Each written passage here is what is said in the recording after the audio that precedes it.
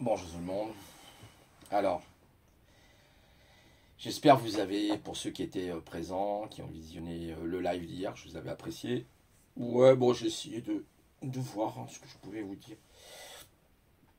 Normalement, c'était fourre-tout à la base. Et puis j'ai dit, tiens, élévation de la psyché, c'est intéressant aussi. Voilà mon œuvre d'art ce matin. J'aime bien faire des œuvres d'art parce que je suis un génie, moi. Voilà, un vrai génie. Euh, Ouais, il faudra qu'un jour, si j'ai la possibilité, ça va dépendre ensuite de mon avenir, montrer un peu en électronique ce que j'ai fait. Et donc, j'espère que de votre côté, vous avez passé un bon samedi. Et ouais, déjà dimanche matin, ça va vite, hein. Qu'est-ce que ça avance le temps? C'est incroyable. Alors, Monsieur Castex exhorte les plus de 55 ans, c'est-à-dire moi, à aller nous faire pic-picouser. Pic-picouser. Ouais, il peut exhorter s'il veut, hein. Ouais. C'est. Alors hier, ma soeur m'a donné un témoignage justement d'une personne. Alors, son bras a triplé de volume. Elle a dit, ah non, non, non, non, voilà, deuxième dose, non, je ne fais pas. Ah oui, avec le bras qui a triplé de volume, vous imaginez bien. Super, hein, ouais. Enfin bon, je crois que c'est Didier Raoul qui explique que par rapport à un certain vaccin là, qui effectivement il y a 70% d'effets secondaires. Enfin pic-pic parce que si je dis vaccin, j'ai encore me faire trucider. On sait plus quoi dire en fait, hein. C'est tellement délicat maintenant. Vous savez, faut marcher sur la pointe des pieds, ça devient. Sinon vous êtes banni, vous avez du shadow ban. Ça devient vraiment pénible. Vous pouvez plus passer un petit bout de vidéo. Ou alors si vous avez des astuces, donnez-les-moi. Ou je les trouverai par moi-même. À part filmer, bon voilà, mais c'est vraiment dingue. Aujourd'hui, waouh! Et puis alors après, moi je veux bien aller sur des sites comme Odyssey, tout ça, hein, on peut aussi se rejoindre là-bas, mais le problème c'est pareil, il y a aussi de la censure plus ou moins, et puis c'est lent, pourtant j'ai la fibre, hein, mais je vous assure, des fois, Odyssey c'est franchement relou, quoi. C'est vraiment relou. Ouais, ouais, après, ouais, bon, faut voir quoi. Voilà, j'espère que vous avez apprécié les hauts, les bas. Voilà.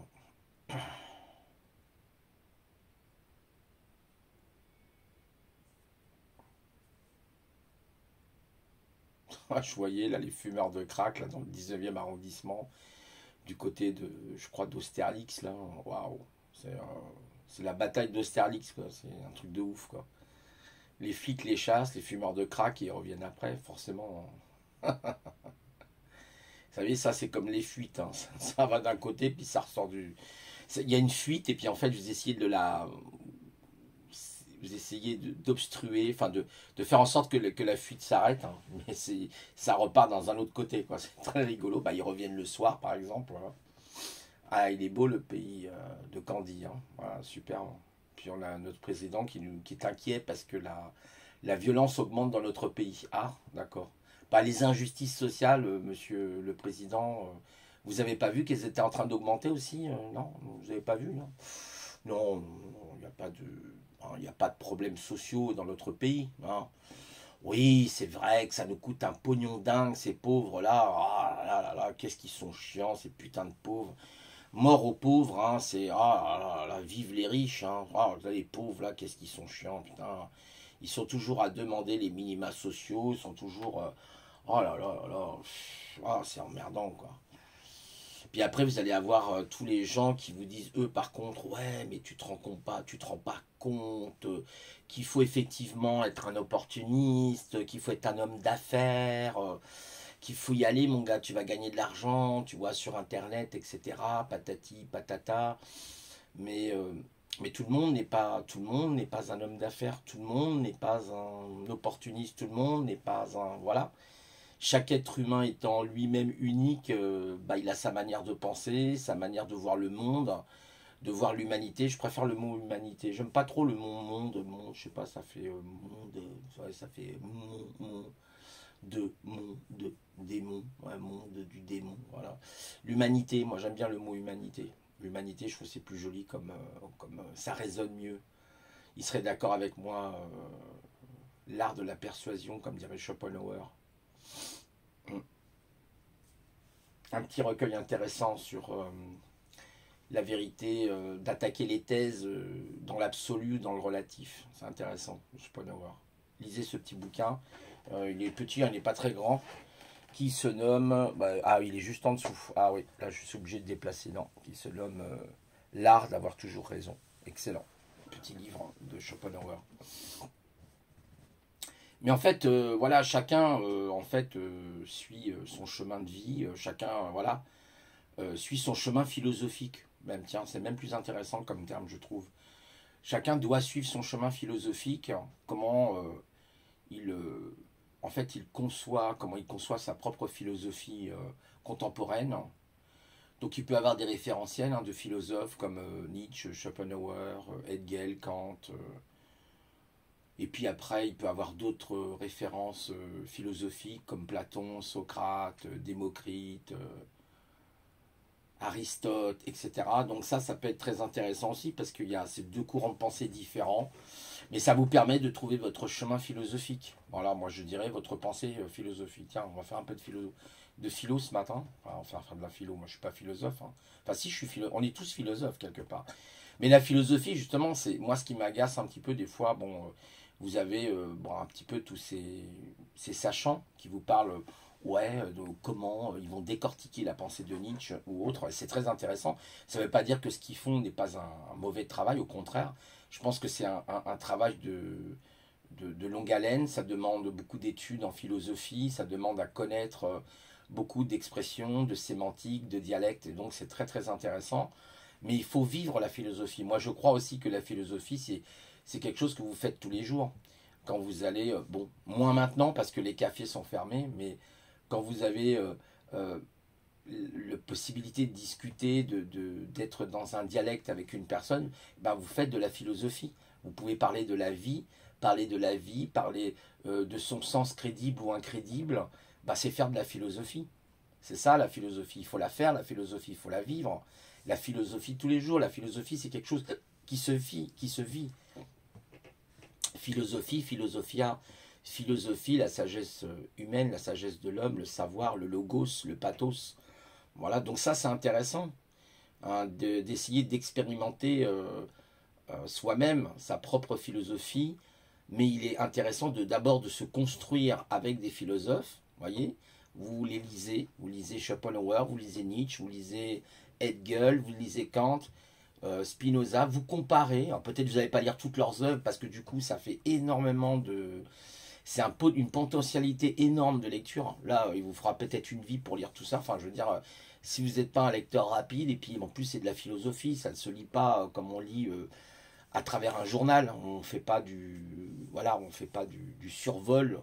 On est obligé quand même d'avoir un temps de méditation pour essayer de digérer euh, euh, la formation grammaticale, la formation des mots, parce que ça peut être complexe. Donc là, il vous faut un dictionnaire à côté de vous, parce qu'il y a beaucoup de mots qu'on ne connaît pas forcément. Donc il faut apprendre. Ça va enrichir votre vocabulaire. Vous allez mieux parler. Vous allez mieux être dans un meilleur logos. Vous voyez, c'est ça qui est intéressant. Dans un meilleur dialecte avec l'autre, une meilleure sémantique. Donc c'est intéressant. La sémantique de la sémantique. Voilà. Donc c'est intéressant. Et pour ça, il faut quand même vous instruire, comprendre la pensée du philosophe, lire les critiques aussi, parce que lire un philosophe, c'est très bien. Mais si vous avez un livre de philosophie, comme disait Analgénocide, bon, on n'aime pas Analgénocide, mais je trouve que c'est très intéressant ce qu'il disait sur, par exemple, les œuvres de Nietzsche. Il y a certaines personnes qui vont lire Nietzsche, ok, mais ils n'ont pas les critiques. Il faut avoir les notes. Les notes, comme il dit en bas de page, Analgénocide, il faut avoir ces notes qui vous permettent justement de vous référer. Allez le voir, c'est intéressant sa chaîne. Alors on n'aime pas Analgénocide, je ne suis pas forcément toujours en accord avec ce qu'il dit, mais il y a pas mal de trucs très intéressants, je trouve. D'abord, c'est une personne très cultivée. Il est extrêmement cultivé, il a une très très bonne connaissance. Yves, il est assez bon, il a vraiment, vous savez, un peu il me fait penser un peu à ce philosophe là, comment il s'appelait, Diogène. Il a un petit côté diogéniste, je trouve, un acte génocide, un petit côté diogéniste ou nietzschéen, surtout nietzschéen aussi, je pense. Il vit dans sa jungle là, c'est très rigolo, mais il se démerde super bien ce mec, c'est génial ce qu'il fait, je trouve. Il a une critique vraiment des fois très acerbe. Alors il critique certains youtubeurs quelquefois ben, qui sont complètement voilà pour lui qui, voilà n'ont pas forcément justement cette compréhension de la philosophie. Vous avez un type par exemple à un moment donné il explique un mec sur YouTube, il vous explique la forme du livre, l'image, l'illustration, on en a rien à foutre qui dit à la génocide. Ce qui est important, c'est espèce de rigolo voit la forme du livre, ne voit pas la forme mais voit son contenu et sa puissance et sa richesse dans le vocabulaire. Et là, je trouve ça intéressant ce qu'il disait en fait. Et c'est vrai. Et vous voyez, ça, c'est une personne qui a lu énormément, énormément. Il s'est énormément instruit. Et aujourd'hui, ça forme un homme avec un esprit critique, avec un esprit, voilà, un esprit pas un esprit tout le contraire de la faiblesse. Vous voyez, tout le contraire de la faiblesse. Et la philosophie ne peut que vous élever et ne pas vous mettre dans un esprit de faiblesse. Voilà.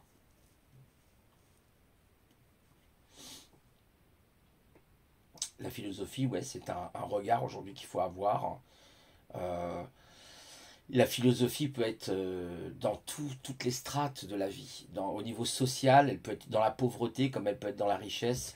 La richesse, peut-être, je sais pas, c'est plus compliqué. Je trouve que la philosophie se trouve plus peut-être quand on est un être pauvre. Vous avez beaucoup de philosophes hein, qui ont très mal fini leur vie. Vous voyez Nietzsche, comment il a fini sa vie. Voilà, Diogène, il vivait dans une espèce de tonneau sur les places publiques. Hein. Diogène. On a très peu d'écrits, hein, je crois. Je me semble que c'est plutôt Socrate qui, il me semble, a écrit sur Diogène.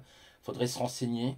On a très peu d'écrits, mais alors, voilà, c'était un anticonformiste. Vous avez eu d'autres philosophes, pour d'autres qui aiment moins, comme Pascal, Blaise Pascal aussi, que je lisais un petit peu sur qu'est-ce qu'on peut faire contre la consommation. Bah, être un anticonformiste, c'est-à-dire quelqu'un qui réinvente, qui réenchante le monde. Pascal disait il faut inventer, voilà, inventer des choses. D'ailleurs, il a même inventé, c'était pas seulement un philosophe. Pascal était aussi un inventeur, un génie même, je dirais. Il a inventé la pascaline, hein, c'est une machine à calculer. Euh, il a aussi inventé avec ses copains. Alors bon, je crois que c'est, je sais plus comment il s'appelait, si c'était, comment il s'appelait. Ah zut. Bon, ça me reviendra. Les transports en commun. Il a participé aux transports en commun, c'est incroyable. Hein. Blaise Pascal a fait pas mal de choses intéressantes. Il a laissé ses pensées en 1646. Il a laissé les pensées, les fameuses pensées de Pascal. Bon, ça peut être intéressant. On n'est pas obligé de tout prendre dans Pascal. On peut prendre ce qui va avec notre personnalité, avec notre ressenti, avec notre esprit critique. Mais c'est toujours intéressant de le lire. Voilà, pour essayer de décortiquer sa manière de penser, d'être. Donc la philosophie, oui, est un bon compagnon, je dirais. Elle vous aide vraiment dans la vie, je trouve. Bien mieux que forcément la psychologie ou tous ces trucs. Je vous en avais parlé avec Julia de Funès, hein, qui, bah voilà, qui tire à boulet rouge hein, sur le coaching, toutes ces choses-là en général. Ça ne veut pas dire que tous les coachings sont forcément mauvais, c'est pas ce que je veux dire, mais bon, je sais pas, c'est bon. Ouais, mm, ouais. Moi, je sais pas, je suis pas trop pour. Non. Je lirai là le livre de Luc Ferry, Qu'est-ce qu'une vie réussie, justement, et je vous dirai ce que j'en pense. Euh, ça va être passionnant, je pense, de Luc Ferry. Luc Ferry, je trouvais que c'était un. Il a été homme politique et je trouvais que c'était un homme très instruit, très. Voilà, qui a compris beaucoup de choses, hein, Luc Ferry. J'aime beaucoup. On n'est pas obligé d'être toujours d'accord avec l'auteur, mais quand même, il y a beaucoup, beaucoup euh, de vision, hein, une espèce de vision intéressante, Luc Ferry. Voilà. La philosophie, oui, mes amis, lisez la philosophie. Moi, je vous encourage. Alors hier, oui, je parlais plutôt d'un autre domaine, c'est vrai, qui n'a rien à voir. Bah, peut-être la philosophie métaphysique, elle existe aussi, tout simplement. C'est une philosophie du monde quantique. Voilà. Après, bon, je sais qu'il y a des personnes, je peux comprendre, en philosophie, sont très matérialistes. Les personnes athées, par exemple, ben, moi, je suis athée dans le sens où, bon, pour moi, il n'existe pas un Dieu unique, etc. Pour moi, je suis un peu comme Spinoza, je trouve qu'il y a une intelligence. Spinoza parlait d'ailleurs de Deus Naturas, hein, là, le Dieu de la nature, hein, c'est-à-dire toute cette espèce voyez, de force qui crée, qui invente. La nature est une œuvre incroyable, mais comment définir Deus, Dieu, Deus, c'est le ciel éclairé. Yves Guerrier l'a très très bien expliqué dans la sémantique. Il explique que Deus c'est le Dieu éclairé, c'est le ciel, c'est tout. C'est la partie invisible, c'est la partie lumineuse, hein. On avait pour ça qu'on avait effectivement cette fameuse civilisation égyptienne avec le dieu Ra, le dieu du soleil. Voilà, un peu comme les dieux solaires, les déesses solaires. Vous avez toujours dans la tradition ce genre de choses. Vous avez le côté obscur, vous avez le côté lumière, voyez. C'est la bataille entre Horus et Seth, je crois. Donc voilà. Et il y a toujours cette bataille hein, tous les jours. Hein, le soleil se couche et puis il se relève, etc. C'est très étonnant. C'est pas une dualité forcément. Ça peut être une complémentarité, ça peut être des polarités tout simplement. Mais polarité ne veut pas dire dualité. Voilà. Arrêtons d'être dans la dualité. Après, à chacun, c'est ce que je dis, de trouver son chemin philosophique. Et puis, quelquefois, on change aussi ses expériences. On change sa manière de penser avec l'âge aussi. On n'a pas la même vision du monde. On n'a pas la même vision, enfin la vision de l'humanité. Ouais, c'est vrai, je reviens avec ce mot monde qui m'énerve, hein. C'est vraiment un tic. Et donc, ouais, trouver le bon sens des choses. Ça, c'est super important, je pense. Puis quand vous prenez de l'âge, ben, vous avez une autre vision de l'humanité. Vous ne voyez pas les choses pareilles. Quand vous avez, comme moi, 58 ans et quand vous en avez 38 ou 28, même 48 ou ce que vous voulez, vous voyez pas, vous n'avez pas la même projection. La projection, elle change.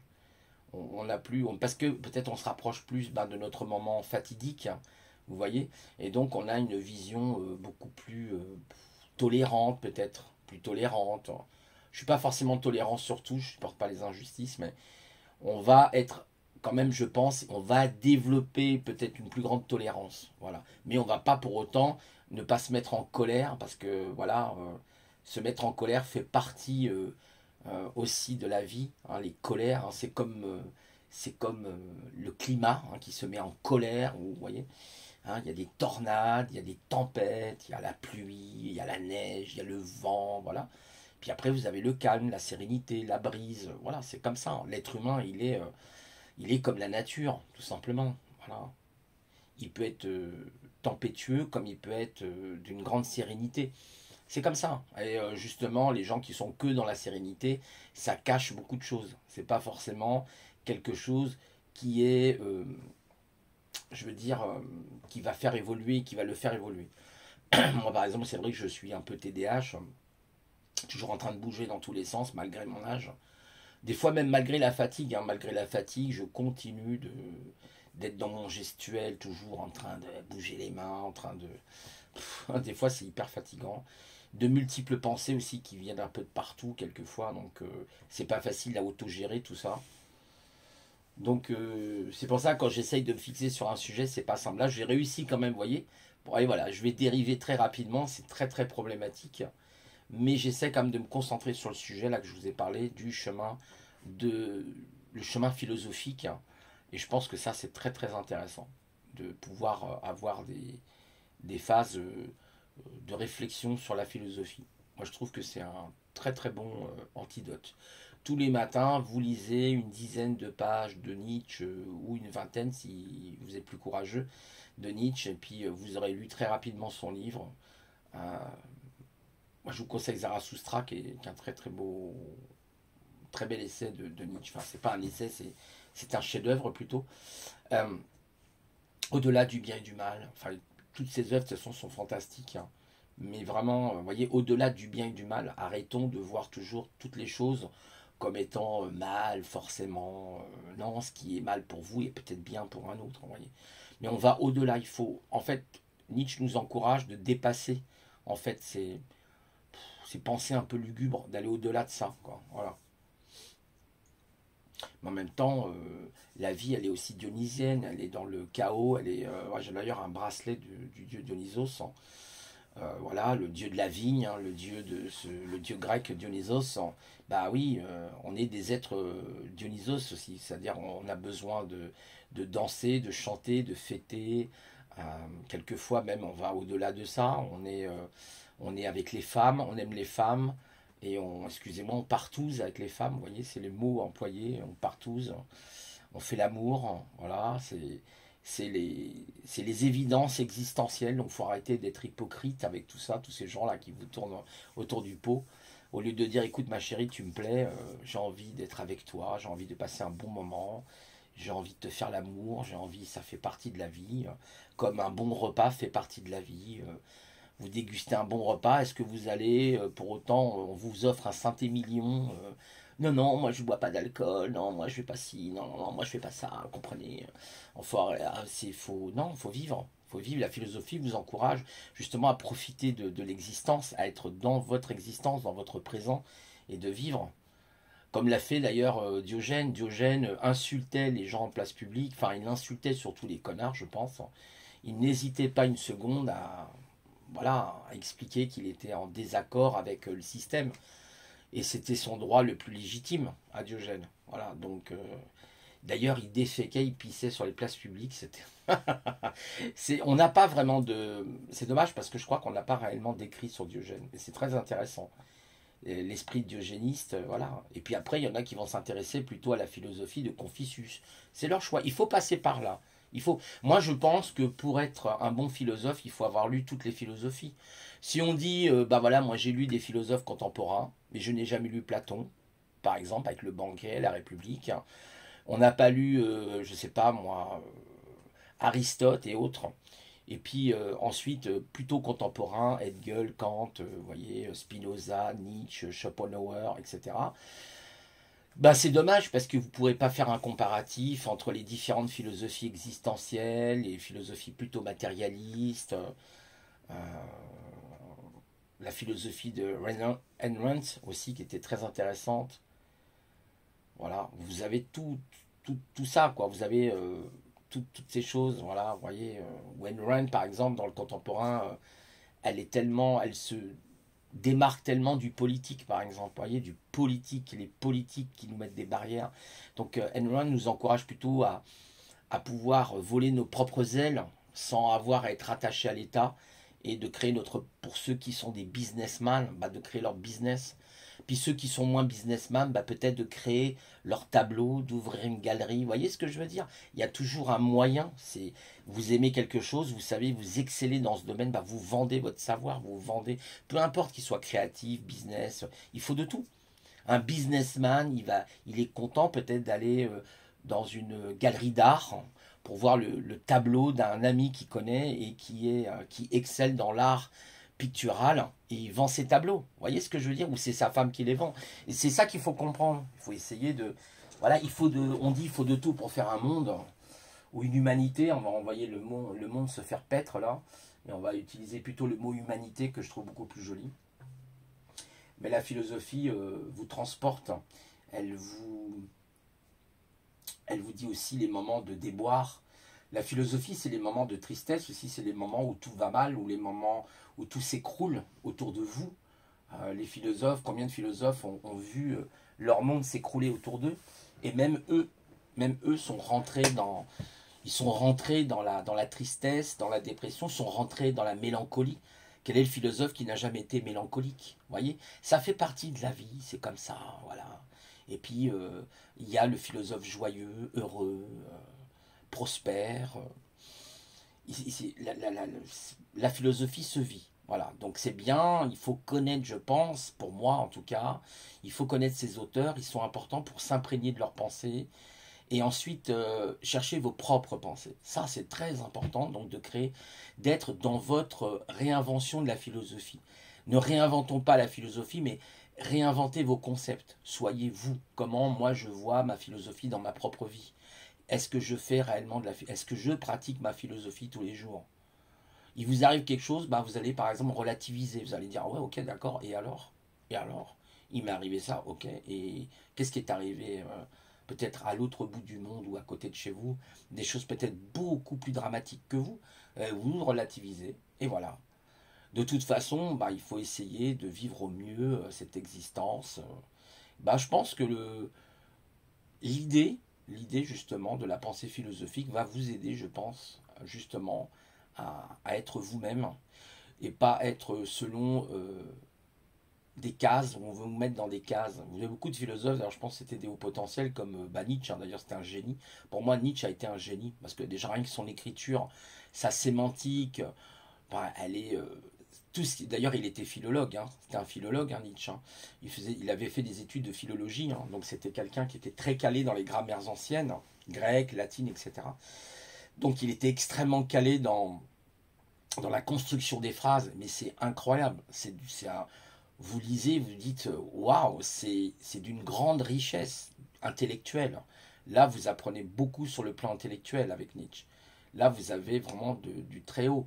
Mais Spinoza, c'est pareil. Hein. Vous prenez l'éthique de Spinoza, j'avais commencé à lire un petit peu, et j'ai vite décroché. C'est très compliqué à comprendre. Il faut le lire, peut-être, je sais pas, Spinoza, il faut le lire au moins 10 fois pour le comprendre, quoi. Sans exagérer ce que je vous dis, hein. C'est très complexe, Spinoza. Mais c'est tellement passionnant. Voilà, il y a tellement de choses intéressantes. Moi, personnellement, des fois, j'ai pas toujours le goût de la philosophie, c'est vrai, je le reconnais. C'est un tort, d'ailleurs, je pense. Mais j'y reviens. C'est marrant parce que c'est vrai que par moments, je lâche un peu. Moi, c'est un peu mon défaut, cette espèce d'instabilité. C'est un peu les balances. Hein. C'est un peu le problème de ce signe qui est la balance, qui est toujours en train de balancer entre le plateau gauche et le plateau droite. Ça, c'est franchement énervant par moments. Toutes ces hésitations, si, hein, c'est un signe d'hésitation. Hein. C'est vraiment casse-pied. Ça peut être aussi un signe d'équilibre. Et là, du coup, ça peut redonner l'équilibre à ceux qui sont dans les excès aussi, vous voyez. Que ça soit d'un côté ou de l'autre. Ça peut être les excès du déboire total, comme les excès de l'extrême vaillance ou de joie ou de bonheur, vous voyez. Qui vous ramène des fois, la vie vous ramène à une vraie réalité, elle, par contre. Vous voyez. Donc ça peut être utile aussi, hein, c'est pas que des côtés négatifs. Mais c'est vrai, j'aime bien. Mon cœur balance, c'est le cas de le dire. La philosophie, des fois, me redonne la joie de vivre, je trouve. J'ai vraiment trouvé à chaque fois en fait, à chaque fois que ça va pas bien, vous vous sentez pas bien, lisez de la philo. Hein, lisez un auteur que vous aimez, un philosophe que vous adorez. Lisez Blaise Pascal, même si, bon, je sais que Blaise Pascal était plutôt religieux, mais lisez-le quand même, parce qu'il y a des super aspects dans Blaise Pascal. Voilà. Hein, quand je vous lisais, c'était hier, hein, je rappelle ces phrases-là. Le cœur et la raison. Vivre malgré la maladie, que disait Blaise Pascal.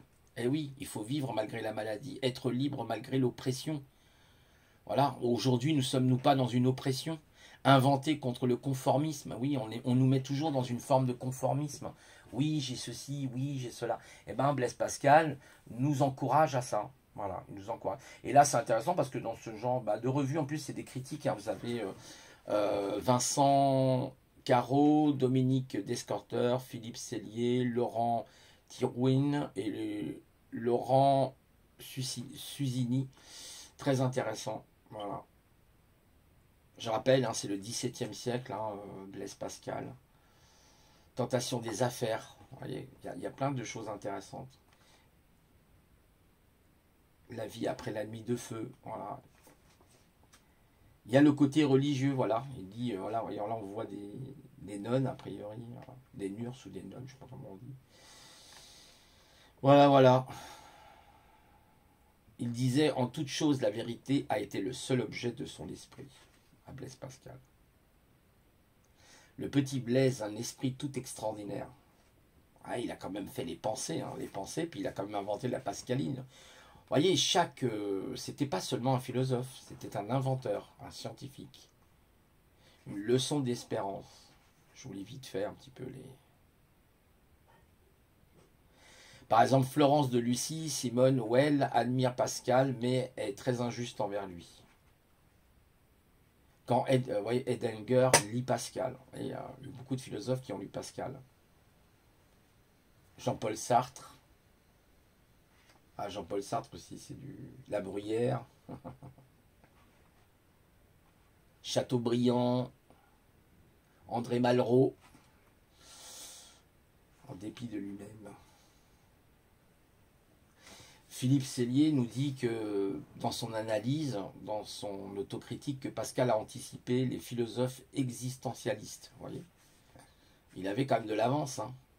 Là, il vous dit le refus de la tyrannie religieuse. Il le refuse. Vous voyez, comme quoi, ça, c'est intéressant parce que souvent, on fait un amalgame en parlant de Pascal. On dit oui, mais Pascal, c'était quand même quelqu'un qui n'avait effectivement ce sens de la religion.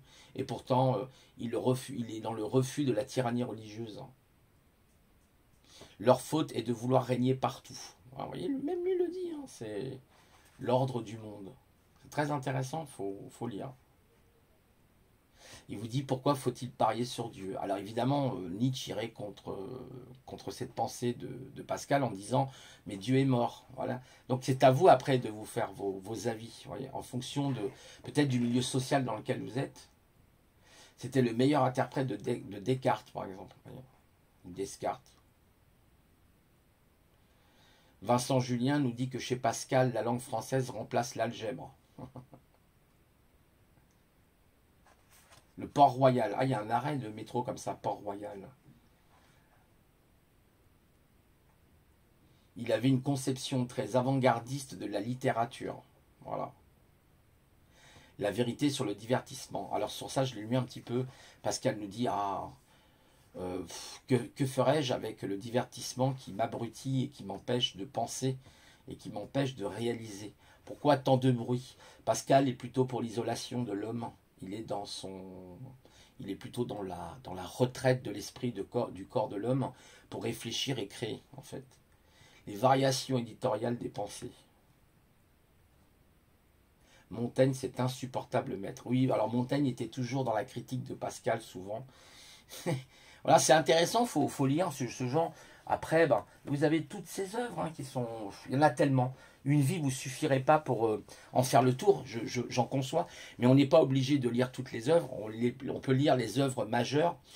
Et puis, parce que sinon, on va passer un temps fou, quoi. À moins que vous soyez un super cerveau, que vous lisez à la vitesse d'un Concorde et que vous reteniez tout. Ah oui.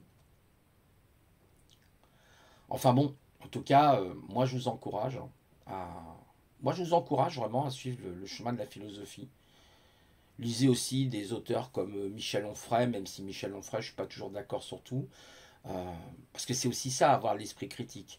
Mais pour avoir cet esprit critique, il faut l'aiguiser, il faut le nourrir. On ne peut pas dire j'ai un esprit critique si on n'a pas lu. Si on est là en train de dire ouais, mais ces philosophes-là, machin, on n'a même pas lu le philosophe, on ne comprend pas le sens de sa vision de l'humanité, voilà, j'allais dire encore le mot au monde, de l'humanité, et d'essayer d'aller plus loin, de faire des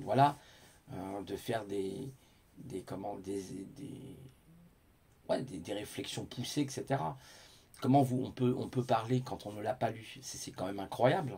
Ah, c'est comme les gens qui sont pas d'accord mais qui donnent aucune argumentation. Donc à quoi sert-il ne pas être d'accord avec quelqu'un si on n'a pas d'argument? Ça sert pas à grand chose. D'ailleurs Schopenhauer l'explique très bien dans... d'ailleurs je vais vous enlever le tableau parce que du coup l'art d'avoir toujours raison. Voilà, dans l'art d'avoir toujours raison, il vous parle de ça. Ah, on va changer de tableau. Vous voyez, je change de tableau aussi, c'est sympa. J'aime bien mettre des petites couleurs comme ça. Je suis un génie. Ouais, reconnaissez que je suis un génie quand même. Bon, voilà. Non, c'est vrai, il faut le trouver quand même. Il faut être un peu quelque part. Voilà. Donc, voilà. Je voulais vous parler de ça. En tout cas, moi j'ai apprécié, c'était bien hier. Ça serait bien que je fasse un live, du coup, quand j'aurai un peu plus de recul, de connaissances. Pas maintenant, je pense que c'est un peu tôt sur la philosophie. Là, je vous en parle, mais comme un amateur, en fait. Je suis un amateuriste philosophe. Mais ça pourrait être intéressant que je vous en parle, ouais. Ça serait intéressant que je fasse un live sur ça. Sur les philosophes contemporains et les proto-philosophes, les prosocratiques, voilà. Bon, après, je ne suis pas un expert, je n'ai pas de diplôme de philosophe, je n'ai pas de doctorant philosophique, moi je ne suis qu'un petit humain, humanus, voilà. Humus, hein, humain, ça vient d'humus. C'est pour ça que j'aime bien humain. Humain, je trouve que ça rassemble plus les gens. Citoyen, vous êtes dans la cité, hein, vous avez cité, on vous a cité dans la cité, c'est la commune. Le citoyen, le monde, le démon, ça fait, je sais pas, c'est pas beau, je trouve. C'est des mots. Humain, c'est beau, humain. Humain, c'est souverain déjà. C'est tout à fait une terminologie souveraine d'être humain. Vous voyez, humain, on est avant tout humain. Humus, on vient de la terre, de l'humus, humain, humanus. Vous voyez, c'est tellement plus comme Prométhée, Prométhéus, Prométhéeus. Vous voyez, il y a toujours ce mot en us. C'est joli, je trouve. Humanus, humanis. Il y en a même qui s'appelle humanis, ça c'est autre chose, c'est une assurance. C'est une mutuelle. Bref. Vous voyez, l'humain, je trouve, humain, c'est le mot homme, il y a vraiment quelque chose. C'est la lettre H, hein, le H qui vous élève. Hein, le H, c'est une lettre qui vous élève.